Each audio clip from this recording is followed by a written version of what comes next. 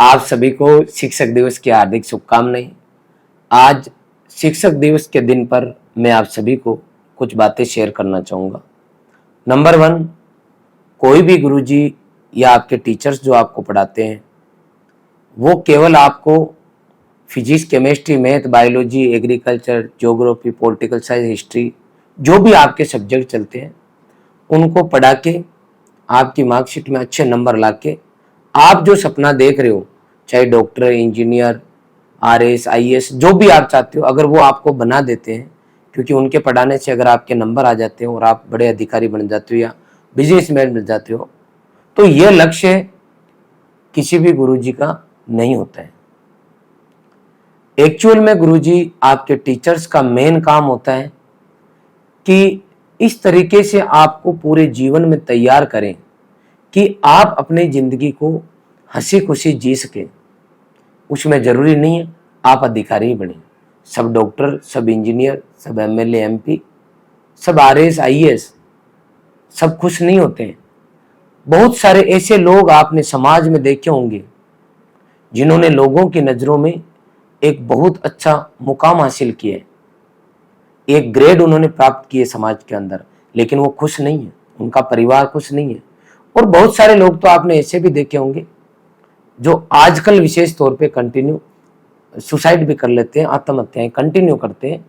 हर कोई आदमी सोचता है कि यार कॉलेज में प्रोफेसर थे, फर्स्ट ग्रेड टीचर थे, आरएएस अधिकारी थे, एसपी थे, उसके बाद में सुसाइड कर लिया। ऐसा कैसे हो गया? उसका कारण है कि एक्चुअल जो टीचर है वो आपको आपके कंटेंट पे नहीं, आपको जिंदगी कैसे जीना है हंसी खुशी वो सिखाएं।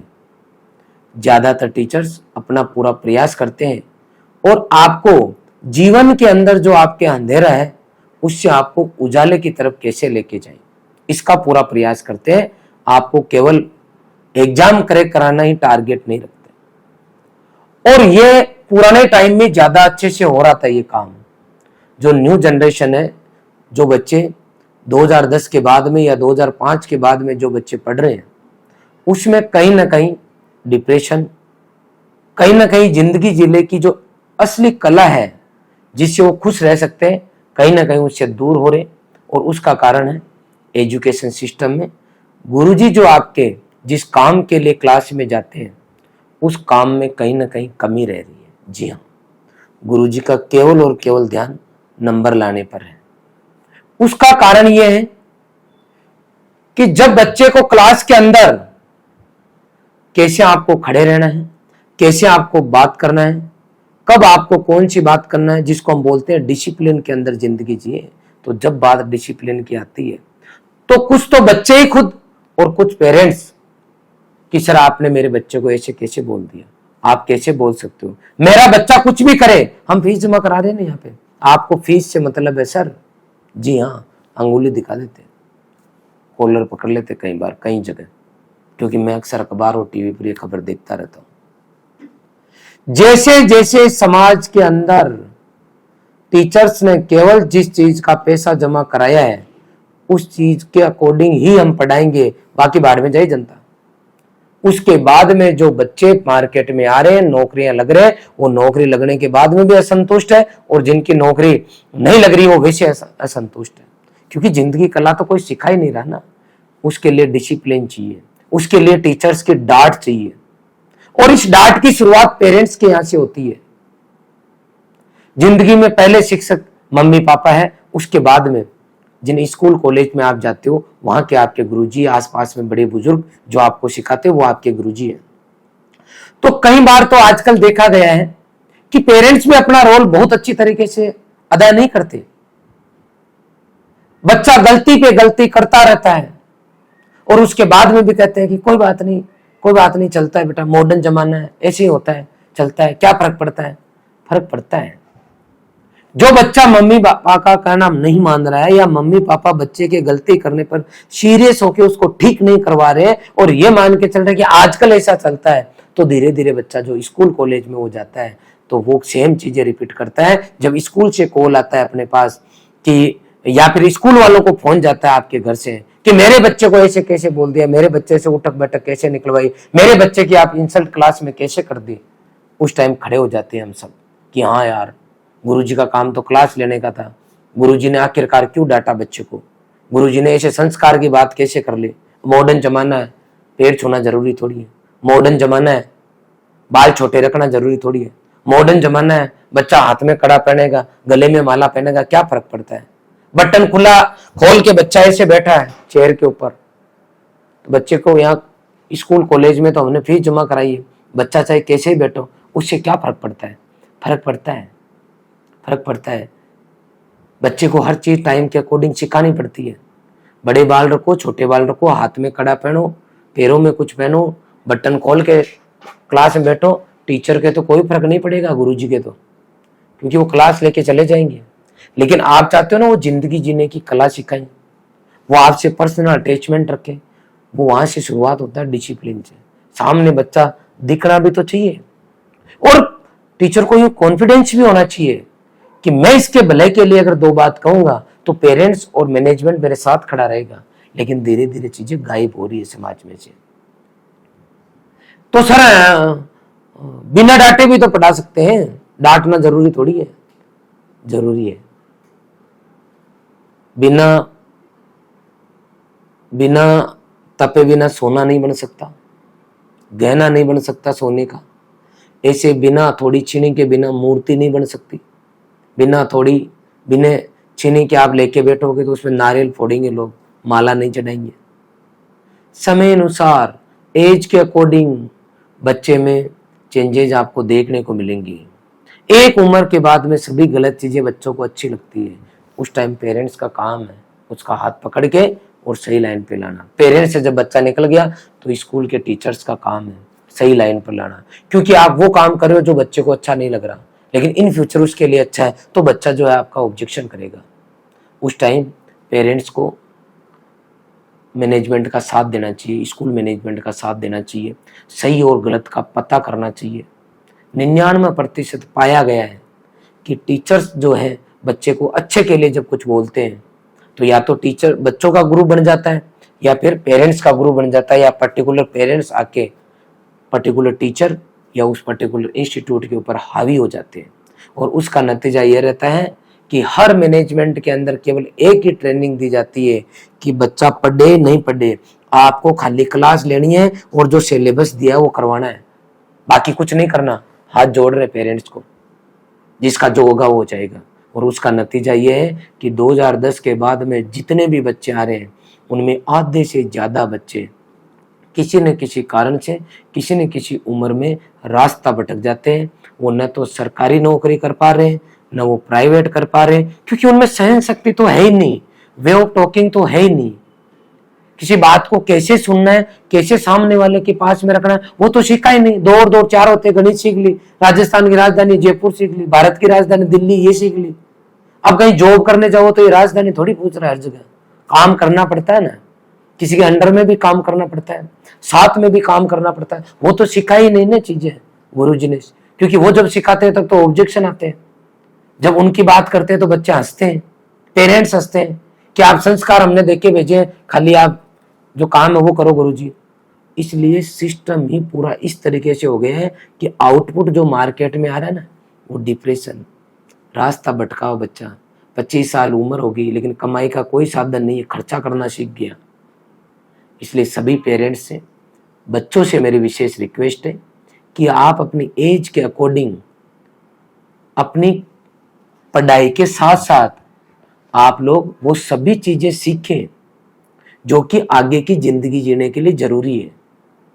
जो भी बड़े आदमी हैं या सक्सेसफुल पर्सन है जो कि अपने लाइफ से खुश है, आप देखना वो हर आदमी टॉपर नहीं है। इसका मतलब लाइफ में पूरा बैलेंस सही है, और बैलेंस के लिए बच्चे को हर चीज सीखनी पड़ती है। मैं बच्चों को कहता हूं कि क्लास के अंदर, स्कूल में या कोचिंग के अंदर एक रजिस्टर रखो, जितने भी टीचर्स आपको अच्छी बातें बताते हैं वो लिखो और रोज उनको रिवाइज करो। आप कभी भी डिमोटिवेट नहीं होगे। और हमने हमारे सिस्टम में ऐसे बना रखा है कि बच्चों को समझाना है, पढ़ाई के साथ में दूसरी चीजें उनको देनी है। सिलेबस का हमने पार्ट बना रखा है, 1 घंटे की क्लास है तो 5 मिनट हम इस पे दे रहे हैं। लेकिन जब अच्छे काम करते हैं तो कई बार हमारे सामने भी समस्या आती है, बाकी इंस्टीट्यूट में भी आई रही है, इसलिए पूरा कल्चर ही चेंज हो गया। किसी को कुछ नहीं पड़ी किसी से। आज शिक्षक दिवस है, मुझे दुख है इस बात का कि कुछ जगह छोटी मोटी एरर होने की वजह से पूरा सिस्टम इस तरीके से हो गया है कि किसी बच्चे को कोई कुछ नहीं कह पा रहा है, उसकी वजह से बच्चा रास्ता भटक रहा है, पेरेंट्स साथ नहीं दे रहा है और कहीं ना कहीं समस्या आ रही है और ओवरऑल समाज के अंदर इसके बहुत सारे नेगेटिव इफेक्ट देखने को मिल रहे हैं। मैं सभी पेरेंट्स से रिक्वेस्ट करता हूं, बच्चों से रिक्वेस्ट करता हूं कि आप अपनी एज के अकॉर्डिंग चले।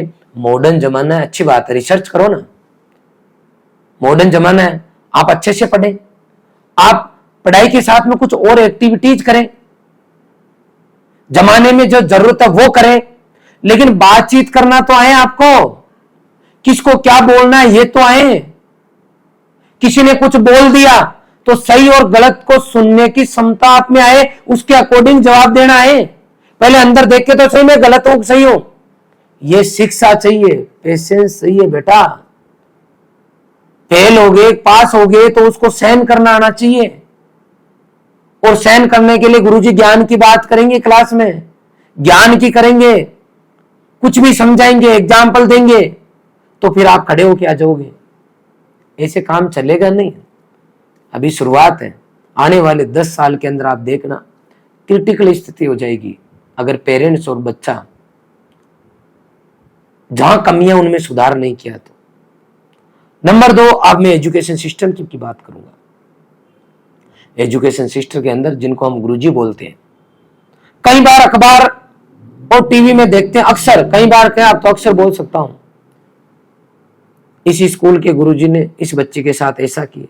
कई डायरेक्टर्स प्रिंसिपल्स जो है बच्चों को लेके ही भग जाते हैं, बच्चों को लेके भग जाते हैं। अलग अलग तरीके के केस आ रहे हैं, कोई चैट करते हुए पाए जा रहे हैं, कोई वीडियो सेंड करते हुए पाए जा रहे हैं, पूरा का पूरा रायता फैला दिया। 1000 में अगर 2 भी टीचर इस तरीके की हरकतें करते हैं तो बच्चों के और पेरेंट्स के मन में डर बैठ जाता है। और जिस सम्मान की हम बात कर रहे हैं, जिस एक ऐसे समाज का हम डेवलपमेंट करना चाहते हैं जहां स्ट्रेस फ्री माहौल हो, बच्चा खुशी खुशी अपनी जिंदगी बिताए, वो कैसे पॉसिबल है जब इस तरह की हरकतें अगर आपके गुरुजी करने लग जाएंगे तो। खैर उनके लिए गुरुजी वर्ड यूज करना भी ठीक नहीं है। मैं यूं कहना चाहता हूं कि गुरु से बड़ा कोई पद नहीं है, उसकी गरिमा बना के रखो। जहां कहीं पर भी आपको लगता है कि सिस्टम के अंदर यहां एरर है तो मैनेजमेंट तक बात पहुंचाओ। जितना जल्दी हो सके सिस्टम में एरर है उसको रिमूव करो। अब किसी स्कूल के अंदर हमने देखा, बहुत सारी स्कूल के अंदर से न्यूज आती है कि वहां के प्रिंसिपल सर ने ये क्या वो एक दिन में पॉसिबल है? क्या वहां के बाकी टीचर्स हैं उनको पता नहीं है क्या चल रहा है? जांच करो, एक दिन में बच्चा नहीं बिगड़ता, इसका एक लंबा प्रोसेस है।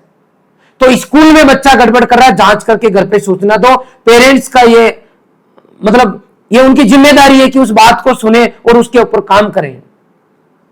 हमने एक दिन स्कूल का एक मामला देखा, हमने कि पेरेंट्स को कहा कि भाई आपका बच्चा जो है, हमने देखा है और आपका बच्चा ऐसे ऐसे फोन चलाता है या बच्ची आपकी फोन चलाती है।